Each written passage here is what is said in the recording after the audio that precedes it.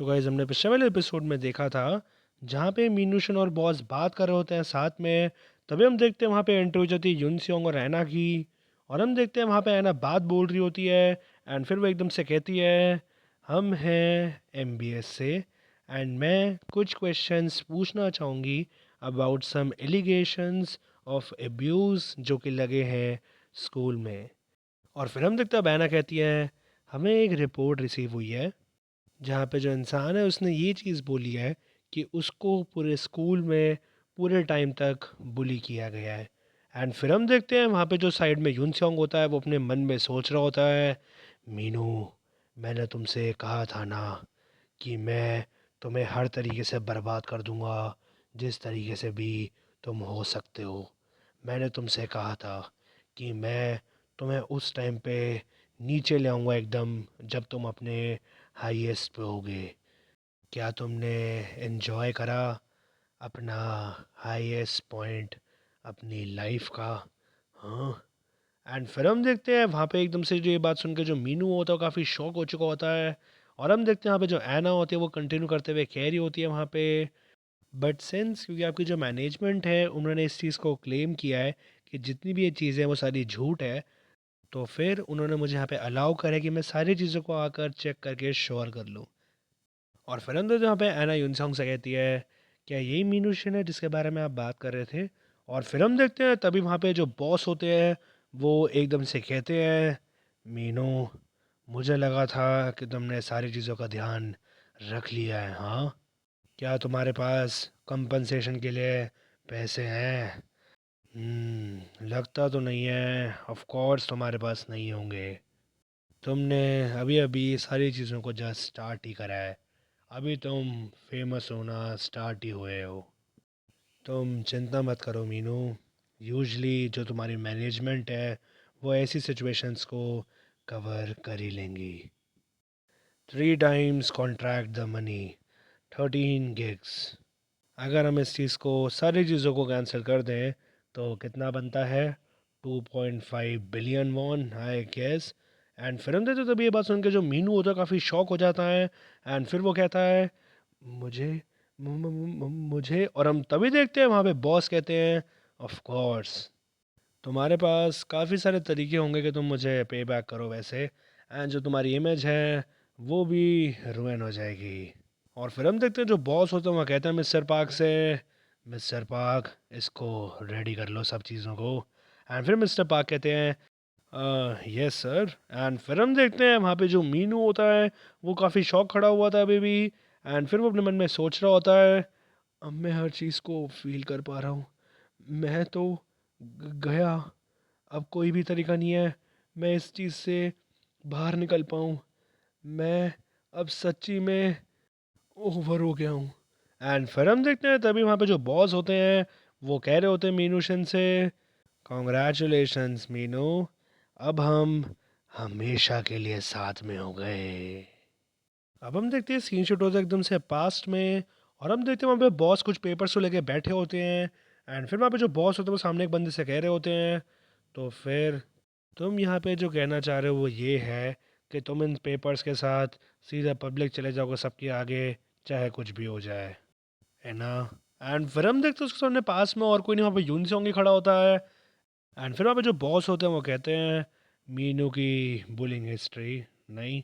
And फिर वहाँ पे यून कहता है हाँ, एंड ये जब करूँगा जब वो एक ड्रामा शूट करने वाला होगा अबाउट पनिशिंग बुलीज।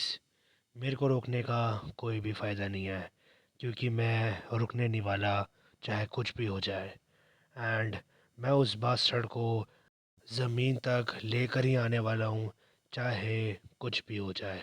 मैंने बहुत चीज़ें झेली है अपनी लाइफ में, तो मैं पीछे तो नहीं हटने वाला चाहे कुछ भी हो जाए।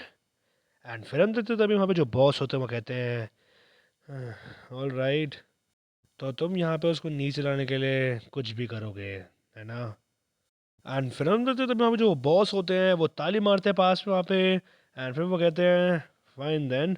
एंड फिर वो उसके पास चलते हुए आ रहे होते हैं। एंड फिर वो कहते हैं तुम काफ़ी ज़्यादा प्रिटी सेट लग रहे हो इस चीज़ में, मुझे नहीं लगता कि मैं तुम्हें रोक पाऊँगा अगर मैं कोशिश भी करूँ तो। बट बच्चे, मैं तुम्हारे साथ एक डील करना चाहता हूँ।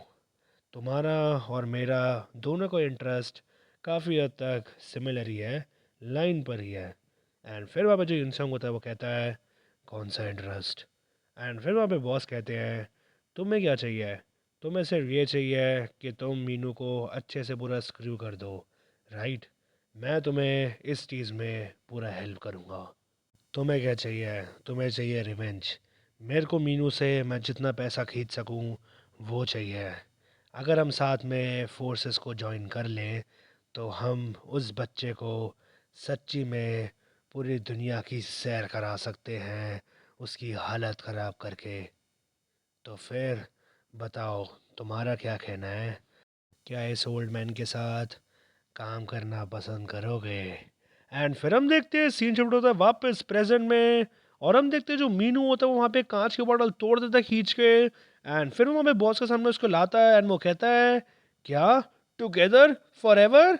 हाँ, ये सारी की सारी बासठ बातें आप बंद कर दो तुम बेवकूफ़। अगर तुमने मुझे ऐसे डराने की कोशिश करी ना वापस इन सब चीज़ों से, तो तुम एक बार, और हम तभी तक वहाँ पे बॉस कहते हैं, हाँ मीनू, हमारे यहाँ रूम में एक रिपोर्टर है, ज़रा थोड़ी सी रिस्पेक्ट दिखाओ। और हम तभी देखते हैं वहाँ पे जो मिस्टर पार्क होते हैं वो खींच के थप्पड़ मारते हैं मीनू के मुंह पे। और हम देखते हैं जो मीनू होता है वो एक ही चाटे में सीधा ज़मीन पे आ जाता है। एंड फिर वहाँ पे जो जियोंटे पार्क होते हैं वो कहते हैं, बेवकूफ़ बच्चे।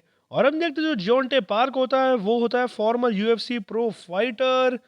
और फिर वहाँ पे जो मिस्टर पार्क होते हैं वो सीधा कान पकड़ लेते हैं मीनू का। एंड फिर वो कहते हैं उससे, तुझे क्या लगता है कि तू बस एक सेलिब्रिटी है तो तू हर चीज़ से बच जाएगा क्या? बोलियो ज़रा। एंड फिर वहाँ पे मीनू कह रहा होता है, अऊ मुझे दर्द हो रहा है। एंड फिर वहाँ पे मिस्टर पार्क कहते हैं, सुन बच्चे, तू यहाँ पर कुछ नहीं, बस हमारे काम का एक बच्चा है, समझ आई? एक बहुत ही बड़ा बास्टर्ड, एक ऐसा बच्चा जो कि सिर्फ बेचने के लिए है। बस तू वेट करता रहे। अगर तूने ट्राई करा हमारी ऐसे बेइज्जती करने की, तो फिर हम तेरी जो भी है बुलिंग वाली चीज़ें हैं वो सब पब्लिक ले आएंगे। एंड फिर तुझे सारे के सारे हमें डेब्ट्स भी पे करने पड़ेंगे। हम तेरे को अच्छे से तेरी हालत ख़राब कर देंगे काम करवा करवा के, तब तक जब तक तू हमारे 2 बिलियन वॉन वापस नहीं दे देता। और फिर हम देखते हैं जो यून सॉन्ग होता है वो अपने मन में सोच रहा होता है, ऑफ कोर्स ये सारी चीज़ें होनी ही थी। जो मीनू है वो उतना वर्थ है कि वो मार्केटेबल गुड्स को अच्छे से ब्रिंग अप कर सकता है। एंड उसने ये चीज़ करी है रिसेंटली।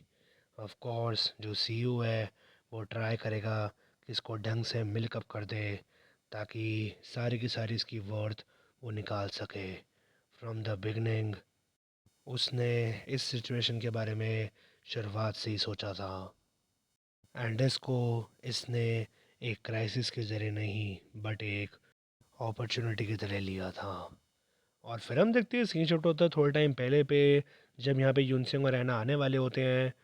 और हम देखते हैं पास में जो ऐना होती है वो ग्लासेस को ट्राई कर रही होती है। एंड तभी वो एकदम से कहती है, क्या?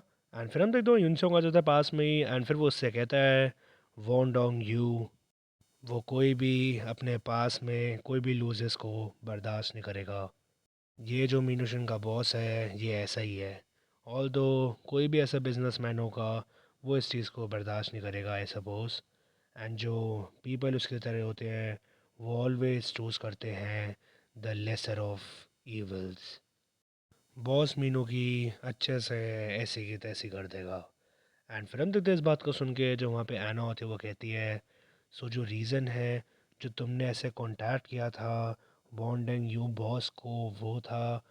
और हम तभी देखते हैं यूनसोंग कहता है, हाँ, एक पर्सन जो कि बिजनेस में है उसको अच्छे से हर चीज़ के बारे में पता होगा कि कैसे सब चीज़ें करते हैं। और फिर हम देखते हैं सीन शॉट होता है वापस प्रेजेंट में कुछ टाइम बाद पे। और हम देखते हैं फिर जो मीनू शन होता है अपनी गाड़ी में जा रहा होता है। और हम देखते हैं वहाँ उसका ड्राइवर भी होता है। एंड फिर वहाँ पे मीनू शन अपने मन में सोच रहा होता है, उस बात को 3 दिन हो गए हैं, ये जो मेरी मैनेजमेंट है अब ये मुझे सोने भी नहीं दे रही है।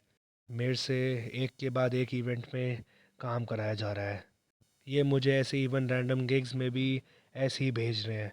अगर ऐसे ही चलता रहा तो मैं तो इस रेट पे मर ही जाऊँगा काम करते करते।